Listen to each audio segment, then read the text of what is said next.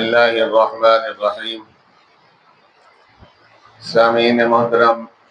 آج آپ سے بدگمانی کے بارے میں بات چیت کرنی ہے۔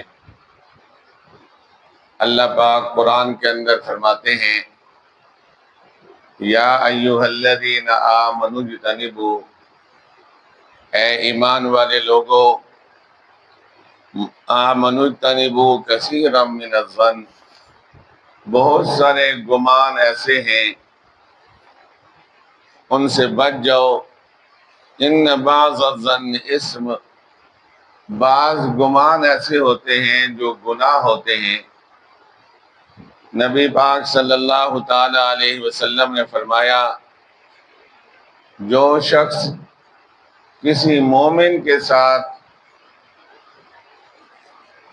گمان کرے گا، ایسا گمان جو برا ہوگا، سوءاً کا لفظ آیا ہے، اللہ پاک قیامت کے دن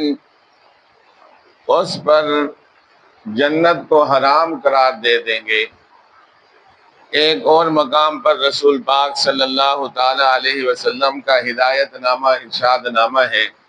ظن المؤمنین خیرا، اور ایک روایت کے مطابق حسن آتا ہے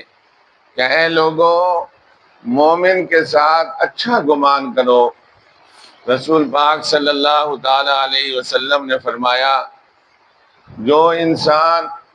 مومن کے ساتھ برا گمان کرتا ہے، اللہ پاک اس پر جنت کی خوشبو بھی حرام قرار دیتے ہیں۔ حالانکہ جنت کی خوشبو بڑی دور سے انسان کو سونگھی جا سکتی ہے۔ رسول پاک صلی اللہ تعالی علیہ وسلم نے یہ ہدایات دی ہیں کہ اگر کسی مومن کے ساتھ برا گمان کرو گے تو جنت حرام ہو جائے گی۔ سیدنا فاروق اعظم رضی اللہ تعالی عنہ بیٹھے تھے، ان کے ساتھ ایک اور آدمی خالد جوہنی وہ بھی بیٹھے تھے۔ ایک آدمی آیا، اس نے کہا، اے فاروق اعظم میری مدد کر دیں۔ تو سیدنا فاروق اعظم رضی اللہ تعالی عنہ نے اس کی مدد کر دی۔ جب وہ چلا گیا تو پھر وہ کہنے لگے، یہ تو اچھا بھلا آدمی ہے، اس کو کیا ہوا، یہ لوگوں سے مانگتا پھر رہا ہے۔ تو سیدنا عمر رضی اللہ تعالی عنہ نے کہا، اللہ کے بندے توبہ کرو، اس کے ساتھ تم نے بدگمانی کی ہے، اور میں نے رسول پاک صلی اللہ تعالی علیہ وسلم سے سنا ہے کہ جو مومن کے ساتھ بدگمانی کرتا ہے، اللہ پاک نے اس پر جنت کی خوشبو بھی حرام قرار دے دی ہے۔ اور اسی طرح سیدنا موسیٰ علیہ السلام کے بارے میں آتا ہے کہ لوگوں نے ان کے بارے میں بدگمانی کر رکھی تھی کہ ان کے جسم پر برس کے نشانات ہیں، اس لیے یہ کسی کے سامنے غسل نہیں فرماتے۔ حالانکہ انبیاء علیہ الصلاۃ والتسلیمات کا حیا مثالی ہوتا ہے، وہ کسی کے سامنے بے حیائی کی بات تک نہیں کرتے، جبکہ کوئی بے حیائی کا کام کرے یہ تو ناممکنات میں سے ہے۔ تو ایک مرتبہ دریا پر نہانے چلے گئے تو وہاں اپنے کپڑے اتار کر رکھ دیے، تو اللہ پاک نے اس بدگمانی کو دور کرنا تھا،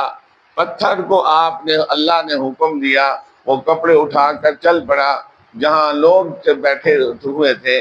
انہوں نے دیکھا کہ سیدنا موسیٰ علیہ السلام پر کوئی بدگمانی کا جو انہوں نے کر رکھی تھی کہ ان کے جسم پر نشانات ہیں برس کے، تو وہ کوئی نشانات نہیں تھے۔ انہوں نے توبہ اور استغفار کی۔ اسی طرح رسول پاک صلی اللہ تعالی علیہ وسلم راستے کے اندر کھڑے ہوئے اپنے گھر والوں سے بات چیت کر رہے تھے، ایک آدمی آیا، سیدنا محمد علیہ السلام نے اس کو بلایا، فلانے ادھر آؤ، میری بات سنو، یہ میری گھر والی سیدنا صفیہ رضی اللہ تعالی عنہا ہیں، میں ان سے بات چیت کر رہا تھا۔ اس نے کہا، نعوذ باللہ، اللہ کے پیغمبر آپ تو اتنے بڑے نبی آخر الزماں ہیں کہ میں آپ پر کس طرح شک کر سکتا ہوں، آپ صلی اللہ تعالی علیہ وسلم نے فرمایا شیطان کے وساوس سے،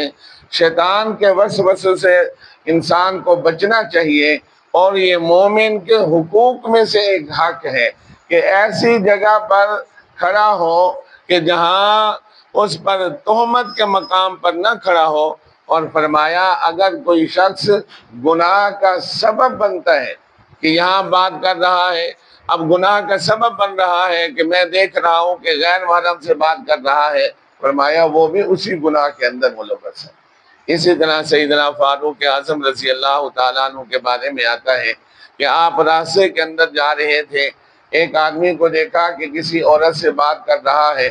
آپ نے درہ نکال لیا، اس کو مارنے کے قریب تھے، اس نے کہا اے امیر المومنین یہ تو میری گھر والی ہے۔ تو آپ نے فرمایا ایسے مقام پر کیوں کھڑے ہوئے کہ جس مقام پر کھڑے ہونے کی وجہ سے تمہارے اوپر بدگمانی ہو رہی ہے، اس لیے ایسے مقام سے بھی ہٹ جاؤ۔ تو عزیز دوستو، آج کا ہمیں سبق یہ ملا کہ مقام تہمت سے بھی اپنے آپ کو بچانا چاہیے۔ اب ایک انسان جاتا ہے شراب خانے کے اندر، حالانکہ اس کی نیت یہ ہے کہ اس کے بھائی ہے وہاں اس کو لینے کے لیے گیا، لیکن میں نے اور آپ نے دیکھا اچھا مولانا صاحب شراب خانے میں،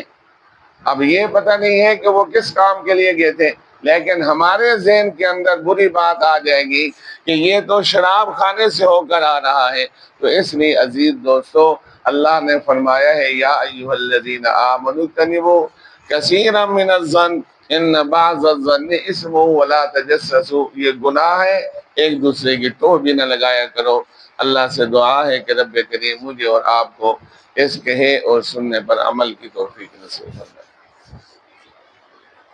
الحمدللہ رب العالمین الرحمن الرحیم مالک یوم الدین، جزا اللہ عنا محمدا ما هو اہلہ وادخلنا الجنة مع الابرار، یا عزیز یا غفار یا ارحم الراحمین۔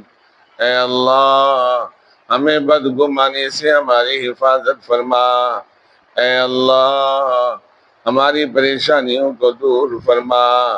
اے اللہ ہم توبہ اور استغفار کرتے ہیں، اس کو قبول و منظور فرما، ہماری عبادات کو قبول فرما، اے اللہ ہماری دعاؤں کو قبول فرما، ہمارے کھانے پینے کو حلال کا ذریعہ بنا دے، اے اللہ جو پریشان حال ہے ان کی پریشانیوں کو دور فرما، جو بیمار ہیں ان کو صحت کاملہ نصیب فرما، جو لوگ اس دنیا سے جا چکے ان تمام کی بخشش فرما، اے اللہ پیارے محبوب علیہ السلام کے اسوہ حسنہ پر چلنے کی توفیق نصیب فرما، اے اللہ اپنی چاہت کو ہمارے اوپر کھول دے، اے اللہ جو آپ چاہتے ہیں وہ ہمیں کرنے کی توفیق نصیب فرما دے، اے اللہ اپنے احکامات کی سمجھ نصیب فرما دے، اے اللہ اپنے حکم ختم نبوت پر اس کی اشاعت کرنے کی توفیق نصیب فرما دے، اے اللہ ختم نبوت کے فدائیوں میں ہمیں بھی شامل فرما لے، اے اللہ ہمیں اس وقت موت دینا جب آپ ہم سے راضی ہو جائے، پیارے محبوب علیہ السلام کی سفارش نصیب فرما۔ اللہم انا نسألک العفو والعافیت والمعافات فی الدنیا والآخرہ، اللہم انک عفو کریم تحب العفو فاعف عنا یا غفور، اللہم استر عوراتنا وآمن روعاتنا، اللہم انا نجعلک فی نحورہم ونعوذ بک من شرورہم۔